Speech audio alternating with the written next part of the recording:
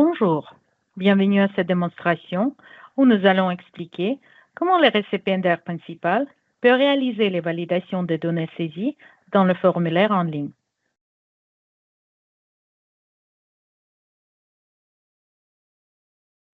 Veuillez noter que l'information présentée est visualisée seulement pour les démonstrations et ne représente pas les valeurs réelles des subventions.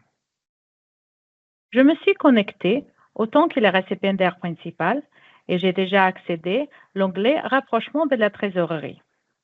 J'ai déjà complété toutes les champs requises et j'aimerais contrôler qu'il n'y a pas des erreurs ou les messages d'avertissement. Pour compléter cette étape, je clique sur le bouton Contrôler la qualité de données en haut de la page. En cliquant sur l'intitulé de la ligne, je note que les 3 messages avec les triangles rouges et un message avec triangle jaune sont présents. La différence entre les messages d'erreur et l'avertissement est que les messages rouges vont bloquer le processus et je ne pourrai pas déposer mon formulaire en ligne au Fonds mondial. Je devrais modifier les données qui sont causées de ce message pour les résoudre. Le message d'avertissement jaune ne va pas me bloquer par contre. Je pourrais changer les données qui les causaient ou par ailleurs saisir la justification qui va me permettre de procéder avec le dépôt de formulaire en ligne. Dans ces cas, le premier message m'indique que pour la poste 4.1, il existe une variance et il faut que je saisisse la rationnelle dans le champ de commentaires sur la poste 4.1. Je vais naviguer sur la poste 4.1 et saisir le commentaire.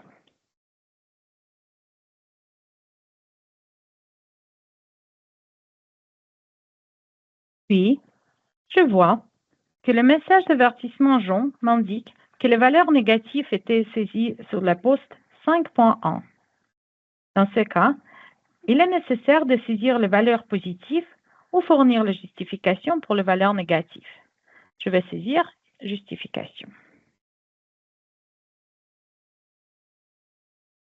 Les 2 messages d'erreur suivants sont présents car je n'ai pas encore joint les documents obligatoires pour déposer le formulaire en ligne, comme le relevé bancaire ou document équivalent, ainsi l'état de rapprochement bancaire.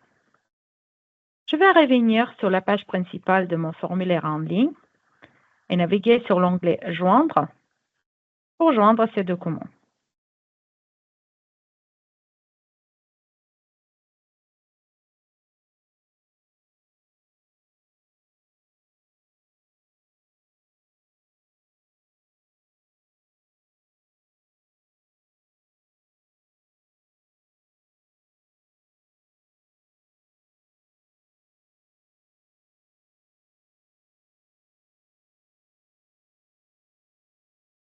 Finalement, je vais revenir sur le formulaire en ligne et cliquer sur le bouton « Contrôler la qualité de données » pour contrôler qu'il n'y a pas de message d'erreur ou d'avertissement restant.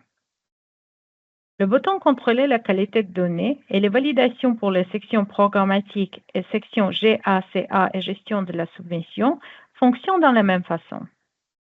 Par étape suivante, je vais procéder avec validation des sections et onglets pour résoudre tous les messages restants pour déposer le formulaire en ligne au Fonds mondial.